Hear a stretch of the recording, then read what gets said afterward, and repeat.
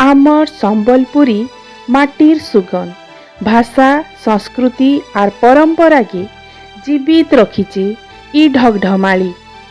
इटा हेउचे आमर हसी आर ज्ञान रो मधुर मिश्रण। जेन घरे जेन ठाने ढगढमाली रो आसर बसी से ठाने हसी खुशी आर आनंद रो अभाव नहीं रहे।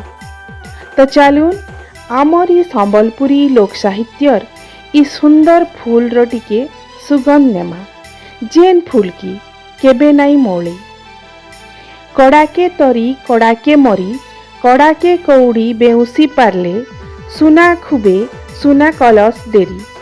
कड़ाके तरी कड़ाके मरी कड़ाके कौड़ी बेउसी पारले सुना खुबे सुना कलस देरी। जेन लोग साहस परिश्रम और धैर्य सांगे कष्ट के सामना करसी से जीवन थी सफल हेसी। निजर बुद्धि और कौशल के भल भावे व्यवहार करि पारले से जीवन थी धन संपत्ति और सम्मान रो अधिकारी हेई पारसी। ना काना सत कथा कि नहीं कहबे।